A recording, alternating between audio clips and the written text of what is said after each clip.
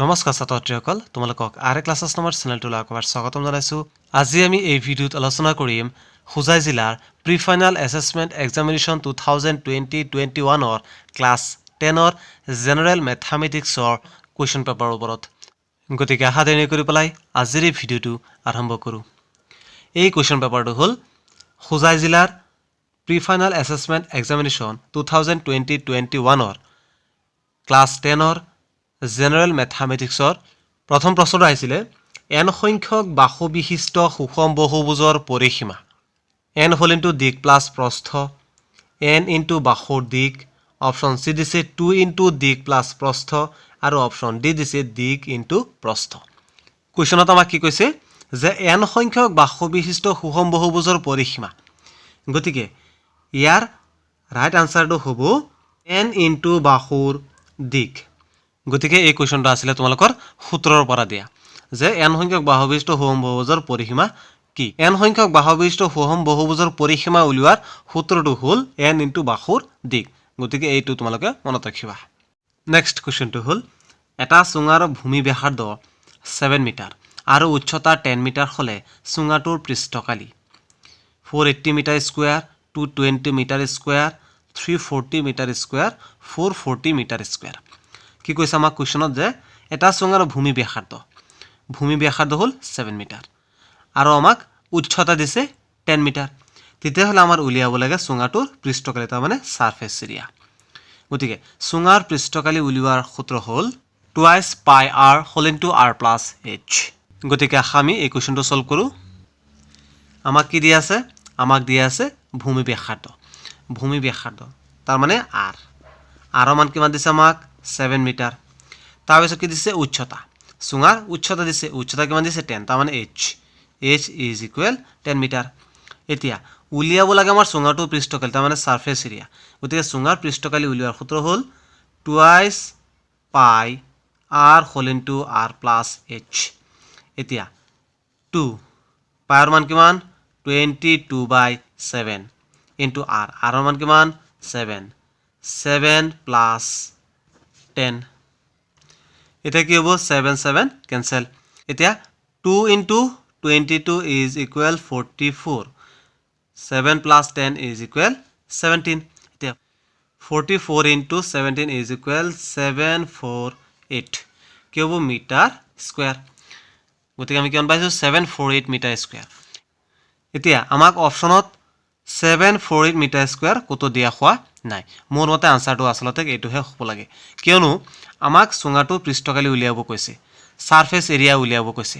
যদি ইয়াত আমাক ক'লেহেঁতেন যে চুঙাৰ বক্ৰতলৰ কালি উলিওৱা, যদি আমি চুঙাৰ বক্ৰতলৰ কালি উলিয়াওঁ তেতিয়াহ'লে আমি 440 মিটাৰ স্কুৱেৰ পাম। চুঙাৰ বক্ৰতলৰ কালি উলিওৱাৰ সূত্ৰ হ'ল টুৱাইচ পাই r h। এতিয়া 2 ইনটু পাইৰ মান 22/7 ইনটু r মান হ'ল 7 ইনটু h ইজ ইকুৱেল 10। এতিয়া 7 কি হৈ যাব? কেনসেল হৈ যাব।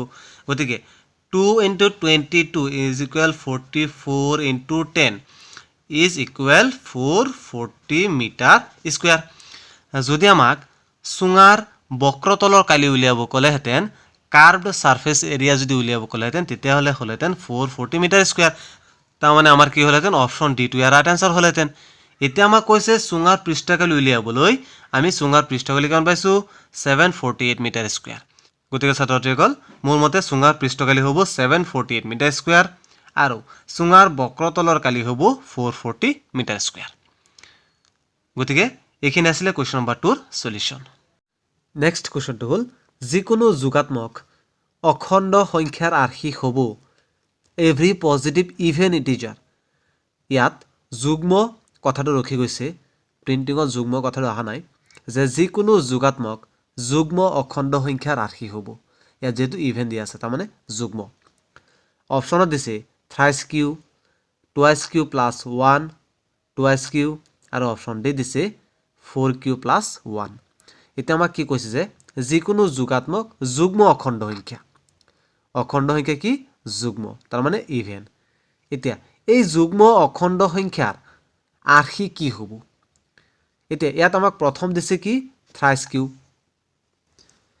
কি দিছে আমাক থ্ৰাইছ কিউ এতিয়া আমাক কৈ আছে যে য'ত কিউ এটা অখণ্ড সংখ্যা ইয়াত যে কিউ আমাক দিয়া আছে সেই কিউটো হ'ল এটা অখণ্ড সংখ্যা এতিয়া যদি আমি কিউৰ মান 1 লওঁ তেতিয়াহ'লে কি হ'ব 3 থ্ৰাইছ কিউ আমি প্ৰথমে লৈছোঁ থ্ৰাইছ কিউত কি কৰিছোঁ কিউৰ মান আমি কি লৈছোঁ 1 লৈছোঁ তেতিয়াহ'লে কি হৈ আছে 3 হৈ আছে আৰু যদি কিউৰ মান আমি 2 লওঁ তেতিয়াহ'লে কি হ'ব 6 তাৰমানে ইয়াৰ পৰা আমি কি বুজিলোঁ যে কিউৰ মান 1 লোৱাৰ পিছত আমি মান কিমান পাইছোঁ 3 পাইছোঁ এতিয়া 3 এটা কি সংখ্যা 3 হ'ল অযুগ্ম সংখ্যা কিয় যে 3 2ৰে বিভাজ্য নহয় ঠিক তেনেকৈ 6 2ৰে বিভাজ্য হয় গতিকে 6 হ'ল এটা যুগ্ম সংখ্যা এতিয়া যদি আমি কিউৰ মান যদি আমি 3 লওঁ কিউৰ মান যদি আমি কি ল'ম 3 ল'ম তেতিয়াহ'লে কিমান হ'ব 9 হ'ব 9 এটা কি সংখ্যা অযুগ্ম সংখ্যা কিয় যে 9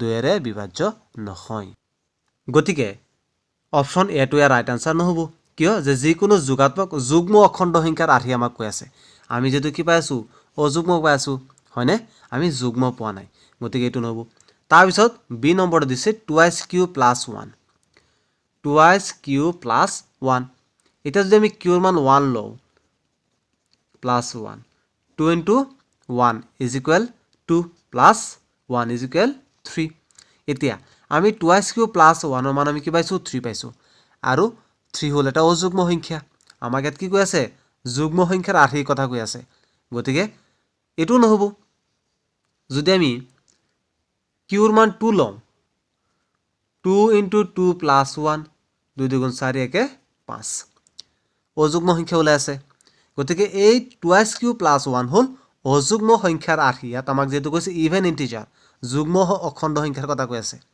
যুগ্ম অখণ্ড সংখ্যাৰ আৰ্হিৰ কথা কৈ আছে গতিকে অপশ্যন বি টো নহব তাৰপিছত অপশ্যন ডি কি দিছে 4q + 1 4q + 1 4q + 1 এতিয়া যদি আমি কিউৰ মান 1 লওঁ তেতিয়ালে কি হ'ব 4 into 1 + 1 = 5 যদি আমি কিউৰ মান 2 লওঁ 4 into 2 + 1 = 9 কি সংখ্যা আমি পাই আছো অযুগ্ম সংখ্যা পাই আছো আমাক কিহৰ কথা সুধিছিলে যোগাত্মক যুগ্ম অখণ্ড সংখ্যাৰ আৰ্হি যুগ্ম আমাক অযুগ্মৰ কথা কোৱা নাই গতিকে অপশ্যন ডি টো ইয়াৰ ৰাইট আনসাৰ নহব গতিকে অপশ্যন সি হ'ব ইয়াৰ ৰাইট আনসাৰ 2iq যদি আমি কিউৰ মান 1 লওঁ তেতিয়ালে কি হ'ব 2 into 1 = 2 যদি আমি কিউৰ মান যদি 2 লওঁ 2 into 2 = 4 কিউৰ মান যদি আমি 3 লওঁ 2 into 3 = 6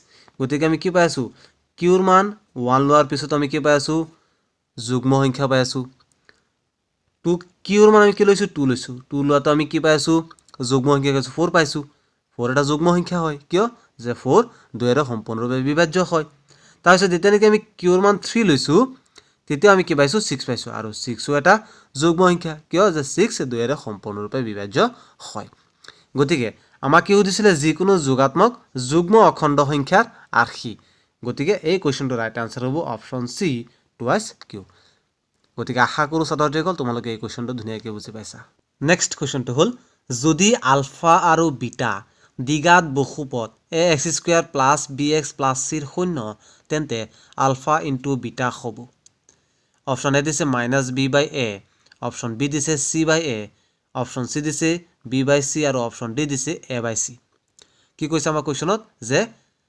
আলফা আৰু বিটা হ'ল দ্বিঘাত বহুপদ ax² + bx + c ৰ শূন্য আলফা আৰু বিটা এই বহুপদটোৰ হ'ল দুটা শূন্য এতিয়া আমাক কৈ আছে যে যদি আলফা আৰু বিটা এই বহুপদটোৰ দুটা শূন্য হয় তেন্তে আলফা ইনটু বিটা তাৰমানে শূন্য দুটাৰ পূৰণফল কি হ'ব গতিকে ইয়াৰ ৰাইট আনসাৰ হ'ব অপশ্যন বি c/a শূন্য দুটাৰ পূৰণফল তাৰমানে আলফা ইনটু বিটা হ'ব c/a আৰু যদি আমাক ক'লেহেঁতেন যে আলফা আৰু বিটা দ্বিঘাত বহুপদ ax² + bx + c ৰ শূন্য তেন্তে আলফা প্লাছ বিটা যদি আমাক কোৱেশ্চন আলফা ইনটু বিটা নিদি পেলাই যদি আলফা প্লাছ বিটা দিলেহেঁতেন তেতিয়াহ'লে ইয়াৰ আনসাৰ হ'লেহেঁতেন -b/a গতিকে ছাত্ৰছাত্ৰীসকল আশা কৰোঁ তোমালোকে এই কোৱেশ্চনটো ধুনীয়াকৈ বুজি পাইছা নেক্সট কোৱেশ্চনটো হ'ল তলৰ কোনটো 2y - x + 9 = 0 সমীকৰণৰ এটা সমাধান which one is of the following a solution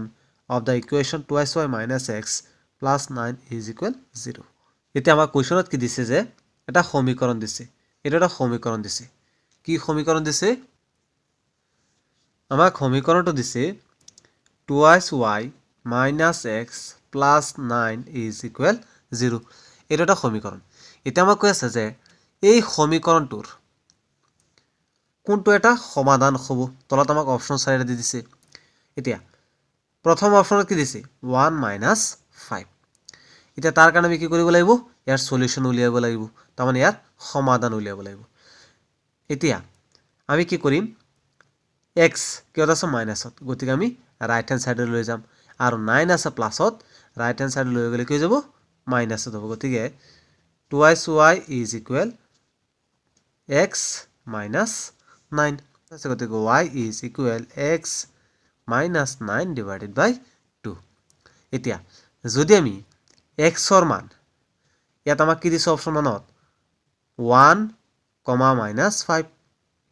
তাৰমানে যদি আমি x ৰ মান 1 লওঁ তেতিয়াহ'লে y ৰ মান কিমান ওলাব? 5 ওলাব নে? এতিয়া প্ৰথম অপচনত কি দিছে আমাক? 1 minus 5. তাৰমানে x ৰ মান 1.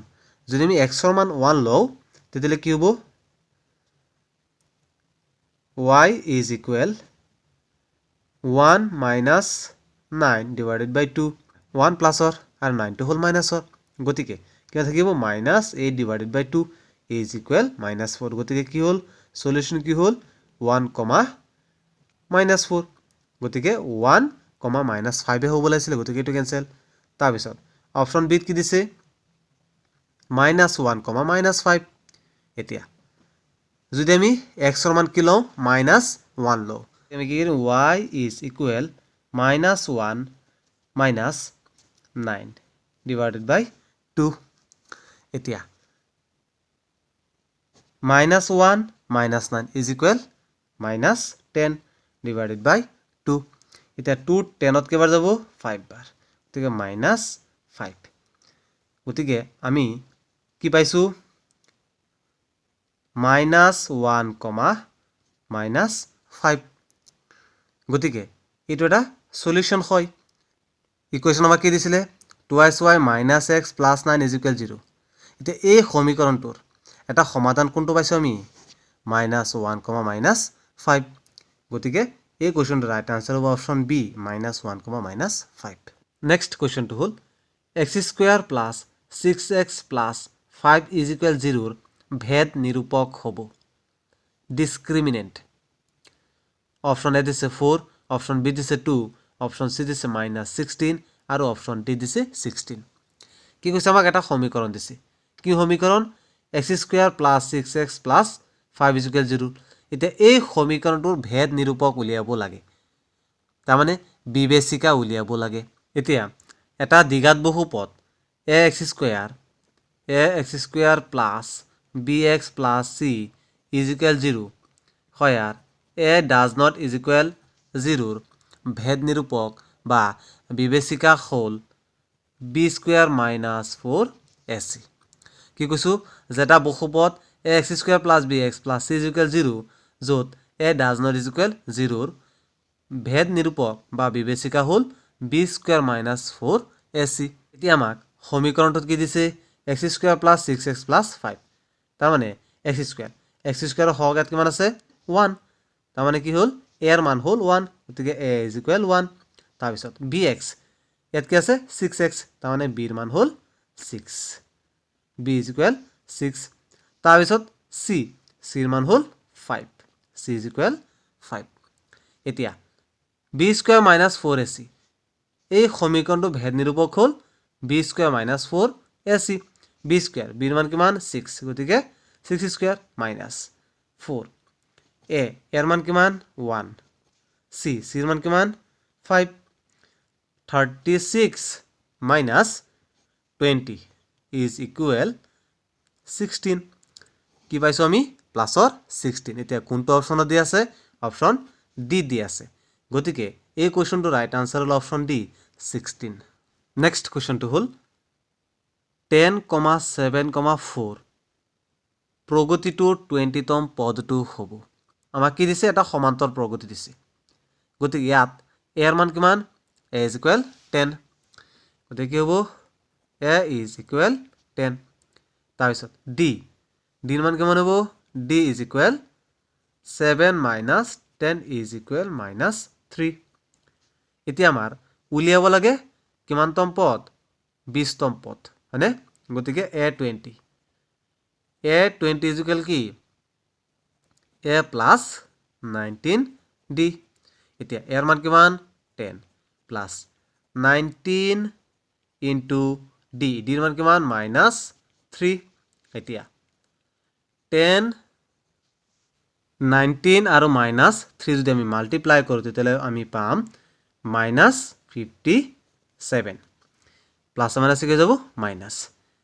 এতিয়া 10 হ'ল প্লাছৰ আৰু 57 হ'ল মাইনাছৰ। যদি আমি মাইনাছ কৰোঁ তেতিয়াহ'লে আমি পাম minus 47। এতিয়া কোনটো অপশ্যনত minus 47 দি আছে? অপশ্যন বি দি আছে। গতিকে এই কুৱেশ্যনটোৰ ৰাইট আনচাৰ হ'ল অপশ্যন বি minus 47। নেক্সট কুৱেশ্যনটো হ'ল দুটা বিন্দু a আৰু b ৰ স্থানাংক a, b আৰু c, d ৰ আন এটা বিন্দু p a আৰু b ৰ মাজত সৰল ৰেখাত থাকে যাতে p বিন্দুটো a আৰু b ৰ পৰা সমদূৰৱৰ্তী। p বিন্দুটোৰ স্থানাংক হ'ব। কি কৈছে আমাৰ কুৱেশ্যনত? যে দুটা বিন্দু, এটা হ'ল a আৰু এটা হ'ল b। ধৰি লৈছোঁ এইটো এটা বিন্দু, এইটো হ'ল a বিন্দু, আৰু ইয়াত আন এটা বিন্দু আছে, এইটো হ'ল b বিন্দু। এতিয়া a বিন্দুৰ স্থানাংক আমাক কিমান দিছে? a, b।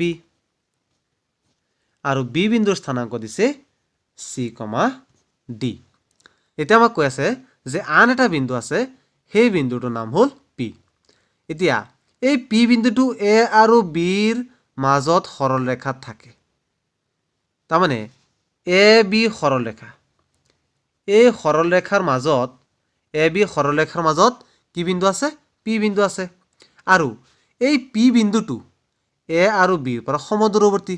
তাৰমানে a আৰু b ৰ মাজত এটা p বিন্দু আছে, আৰু কৈ আছে এই p বিন্দুটো a ৰ পৰা যিমান দূৰত্ব আছে b ৰ পৰাও সিমান দূৰত্ব আছে। p বিন্দুটো a আৰু b ৰ পৰা সমদূৰৱৰ্তী।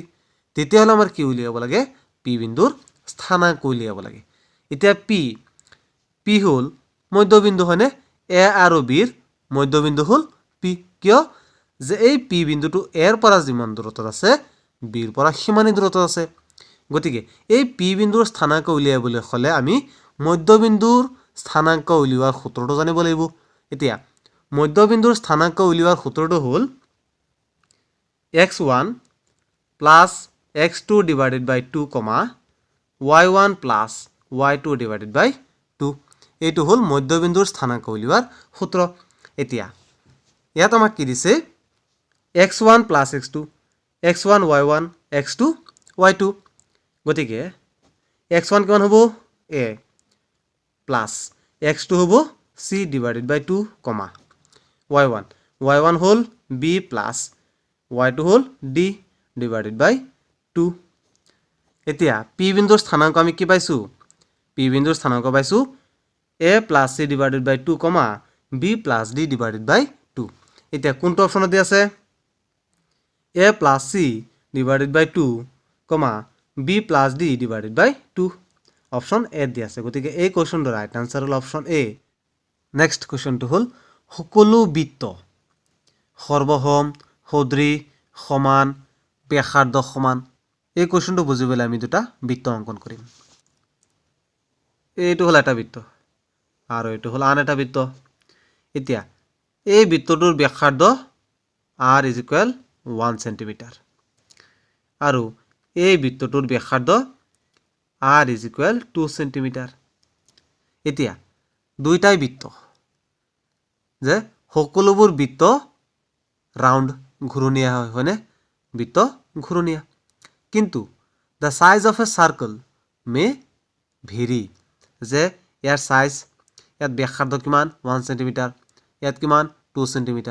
গতিকে all circles have the same shape, that is they are round, but the size of a circle may vary। Does circles R similar কি কৈছোঁ যে সকলোবোৰ বৃত্তই ঘূৰণীয়া হয়নে সকলোবোৰ বৃত্তই ঘূৰণীয়া কিন্তু ইয়াৰ যি সাইজ আছে সেই সাইজ বেলেগ বেলেগ হ'ব পাৰে ইয়াত কি হৈছে 1 সেন্টিমিটাৰ ব্যাসাৰ্ধৰ এইটো হ'ল 2 সেন্টিমিটাৰ ব্যাসাৰ্ধৰ গতিকে দুইটাই হ'ল বৃত্ত আৰু দুইটাই ঘূৰণীয়া গতিকে ইয়াৰ সাইজ বেলেগ বেলেগ হ'ব পাৰে কিন্তু ইয়াৰ যিটো শেপ আছে সেই শেপটো একেই গতিকে সকলোবোৰ বৃত্তই সদৃশ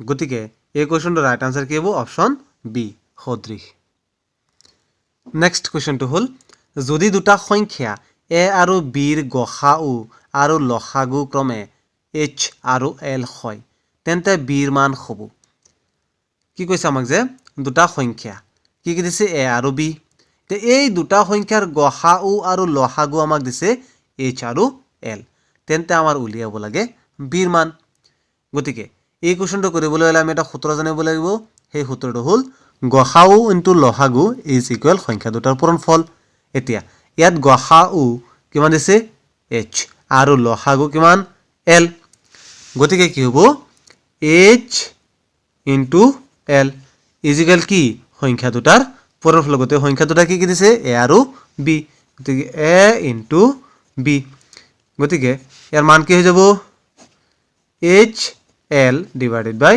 a is equal b গতিকে h l divided by a কোনটো অপচনত দিয়া আছে h l divided by a option a দিয়া আছে গতিকে এই কোৱেশ্চনটো ৰাইট আনসাৰ হ'ল option a h l divided by a next কোৱেশ্চনটো হ'ল দুটা গোলকৰ পৃষ্ঠকালিৰ অনুপাত 1:4 হয় তেনেহলে গোলক দুটাৰ আয়তনৰ অনুপাত হ'ব কি কৈছে কোৱেশ্চন তোমাক যে দুটা গোলক সেই গোলক দুটা পৃষ্ঠকালিৰ অনুপাত দিছে 1:4 তেতিয়াহলে আমাক কৈ আছে গোলক দুটাৰ আয়তনৰ অনুপাত 1:4 1:8 1:16 আৰু অপচন ডি দিছে 1:64 এতিয়া এই কোৱেশ্চনটো কৰিবলৈ হলে আমি জানিব লাগিব গোলকৰ পৃষ্ঠকালি উলিওৱাৰ সূত্ৰ আৰু গোলকৰ আয়তন উলিওৱাৰ সূত্ৰ এতিয়া গোলকৰ পৃষ্ঠকালি উলিওৱাৰ সূত্ৰ হ'ল 4 পাই r স্কয়াৰ গোলকৰ পৃষ্ঠকালি উলিওৱাৰ সূত্ৰ হ'ল 4 পাই r স্কয়াৰ এটা কেইটা গোলকৰ কথা কৈ আছে দুটা গোলক গতিকে আমি কি কৰিম ইয়াত r1 লম আৰু এটা গোলক তাৰ কাৰণে কি লম 4 পাই r স্কয়াৰ 2 এতিয়া এই দুটা গোলকৰ অনুপাত হয়নে তাৰমানে আমি কি কৰিম এতিয়া অনুপাতটো আমি ভগ্নাংশত লিখিম ইজ ইকুৱেল 1/4 আমাক অনুপাতটো দিছিলে 1:4 আমি ভগ্নাংশত লিখিছো এতিয়া ইয়াত 4 পাই কেনসেল কি থাকিল r1 স্কয়াৰ আৰু r2 square is equal 1/4 r1 square divided by r2 square is equal 1/4 এতিয়া ইয়াক আমি কেনেকৈ লিখিব পাৰো ইয়াক আমি লিখিব পাৰো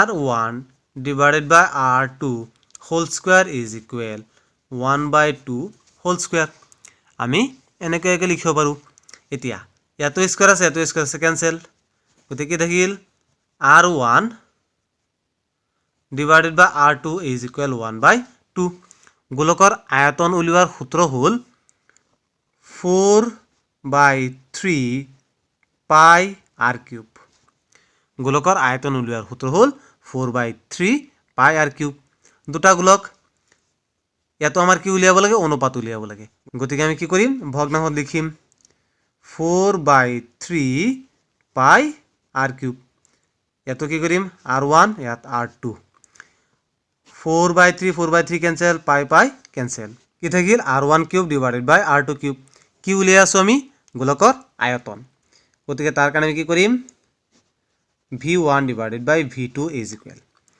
v1 তাৰমানে প্ৰথম গোলকৰ আয়তন আৰু এটো হ'ল দ্বিতীয় গোলকৰ আয়তন v1 divided by v2 এতিয়া v1 divided by v2 is equal কি পাইছো আমি r1 divided by r2 কি আছে কিউব আছে হয়নে এতিয়া ইয়াক আমি কেনেকৈ লিখিব পাৰো ইয়াক আমি লিখিব পাৰো যে v1 divided by v2 is equal r1 divided by r2 whole cube এক আমি এনেকৈ লিখিব পাৰোঁ এতিয়া r1 divided by r2 মান কিমান 1/2 গতিকে আমি মান এতিয়া কি কৰিম মান বহাই দিম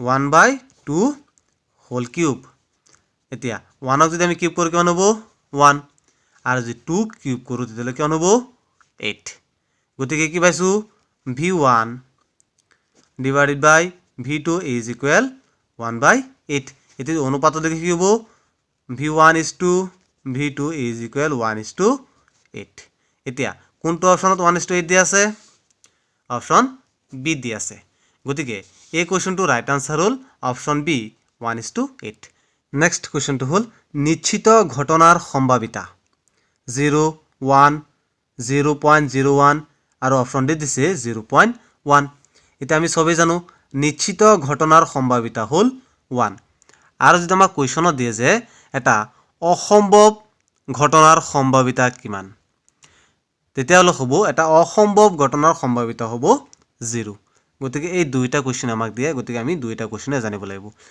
তাৰপিছত সেকশন বি 2 মাৰ্কছৰ কোৱেশ্যন কোৱেশ্যন নম্বৰ 13 উৎপাদক বিশ্লেষণ কৰা 24x² y plus 12x² minus 12xy minus 6x ইয়াৰ উৎপাদক বিশ্লেষণ কৰিব লাগে আৰু এই কোৱেশ্যনটো আহিছে আমাৰ পুনৰ আলোচনাৰ পৰা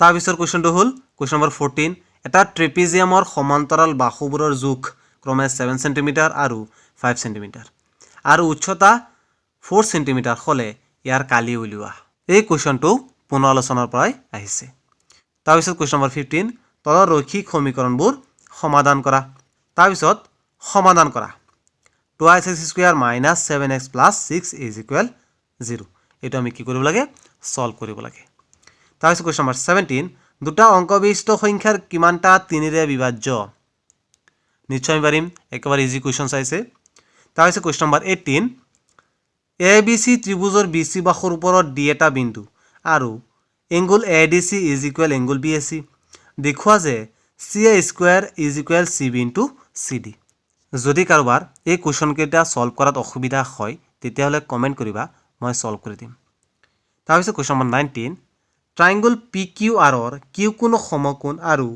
PR plus QR is equal 25 cm আৰু PQ is equal 5 cm তেন্তে tan P ৰ মান উলিওৱা নেক্সট কোৱেশ্যনটো হ'ল যদি tan whole into a plus b is equal √3 আৰু tan whole into a minus b is equal 1/√3 0 degree less than a plus b less than is equal 90 degree a greater than b তেন্তে a আৰু b ৰ মান উলিওৱা question number 21 বৃত্তৰ কেন্দ্ৰৰ পৰা 5 cm দূৰত্বত থকা এটা বিন্দু a ৰ পৰা স্পৰ্শক এডালৰ দৈৰ্ঘ্য 4 cm বৃত্তটোৰ ব্যাসাৰ্ধ নিৰ্ণয় কৰা তাৰপিছত কোৱেশ্যন নম্বৰ 22 টো আহিছিলে 12টা বেয়া কলম দুৰ্ঘটনাক্ৰমে 132টা ভাল কলমৰ লগত মিহলি হ'ল কেৱল চকুৰে চাই কোনটো বেয়া কোৱাটো সম্ভৱ নহয় মুঠাটোৰ পৰা যাদৃচ্ছিকভাৱে এটা কলম উলিয়াই অনা হ'ল উলিয়াই অনা কলমটো ভাল হোৱাৰ সম্ভাৱিতা নিৰ্ণয় কৰা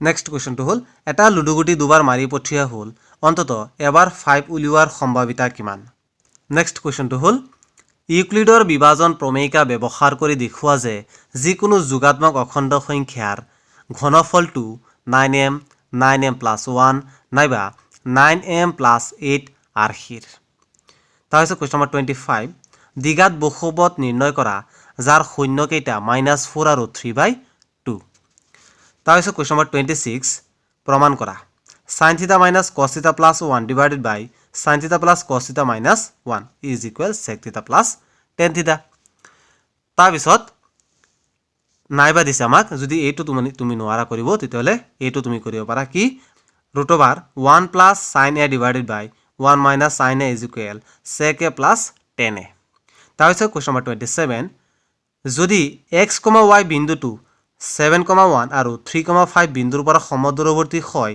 তেনেহলে প্ৰমাণ কৰা যে x minus y is equal 2 next কোৱেশ্যনটো হ'ল দুটা সমান্তৰ প্ৰগতিৰ সাধাৰণ অন্তৰ একে সিহঁতৰ 100তম পদ দুটাৰ পাৰ্থক্য 100 সিহঁতৰ 1000তম পদ দুটাৰ পাৰ্থক্য কিমান? কুৱেশ্যন নম্বৰ 29 এটা ৰম্বাছৰ কালি নিৰ্ণয় কৰা যদিহে তাৰ শীৰ্ষ স্থানাংক ক্ৰম অনুসৰি 3,0 4,5 -1,4 আৰু -2, -1 তাৰপিছত কুৱেশ্যন নম্বৰ 30 প্ৰমাণ কৰা যে যদি এডাল ৰেখা কোনো ত্ৰিভুজৰ এটা বাহুৰ সমান্তৰালকৈ টনা হয় আৰু ৰেখাডালে আন দুটা বাহুক দুটা নিৰ্দিষ্ট বিন্দু ছেদ কৰে তেনেহ'লে সেই বাহু দুটা একে অনুপাততে বিভক্ত হ'ব। তাৰপিছত কুৱেশ্যন নম্বৰ 31টো আহিছিলে প্ৰতি মিটাৰত 24 টকা হাৰত এখন বৃত্তাকাৰ পথাৰৰ বেৰ দিয়া কামত 5,280 টকা খৰচ হয়।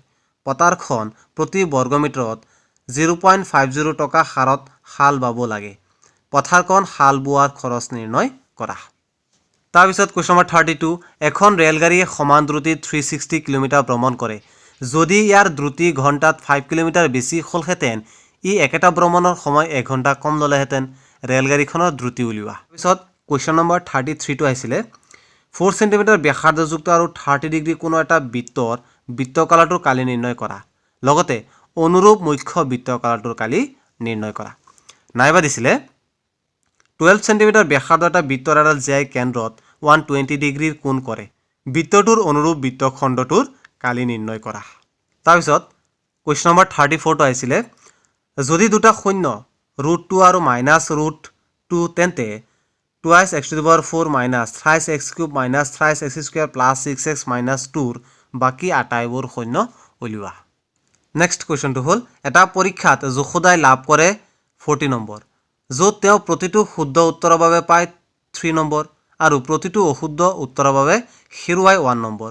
যদি প্ৰতিটো শুদ্ধ উত্তৰৰ বাবে 4 নম্বৰ দিলেহেঁতেন আৰু প্ৰতিটো অশুদ্ধ উত্তৰৰ বাবে 2 নম্বৰ কাটিলেহেঁতেন তেন্তে যশোদাই 50 নম্বৰ লাভ কৰিলেহেঁতেন। পৰীক্ষাটোত কিমানটা প্ৰশ্ন আছিল?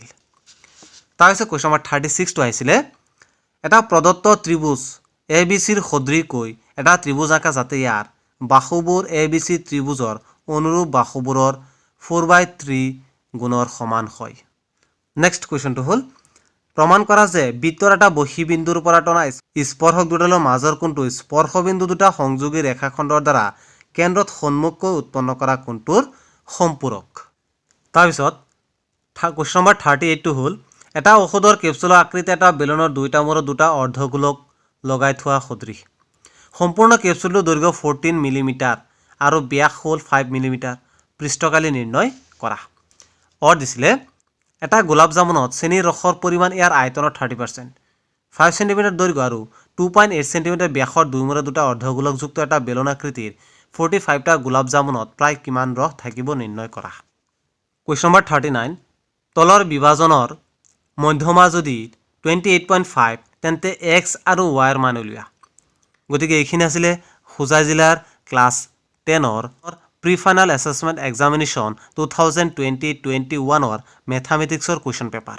ইয়াৰ পিছৰ ভিডিঅ'ত আমি হোজাই জিলাৰ ক্লাছ 10ৰ প্ৰি ফাইনেল এছেছমেণ্ট এক্সামিনেশ্যন 2020-21ৰ ছায়েন্সৰ কুৱেশ্যন পেপাৰৰ ওপৰত আলোচনা কৰিম। গতিকে ছাত্ৰ ছাত্ৰীসকল যদি তোমালোকৰ এই কুৱেশ্যন পেপাৰৰ কোনোবা এটা কুৱেশ্যন ছল্ভ কৰাত অসুবিধা হয় তেতিয়াহ'লে তোমালোকে কমেণ্ট কৰিবা, মই এই কুৱেশ্যনটো ছল্ভ কৰি দিম। গতিকে আজিলৈ ভিডিঅ'টো ইমানেই। যদি তোমালোকৰ এই ভিডিঅ'টো চাবলৈ ভাল লাগিছে লাইক কৰিবা, তোমালোকৰ বন্ধুবৰ্গৰ সৈতে যিমান পাৰা সিমান ভিডিঅ'টো শ্বেয়াৰ কৰিবা আৰু মোৰ চেনেলটো ছাবস্ক্ৰাইব কৰিবলৈ নাপাহৰিবা।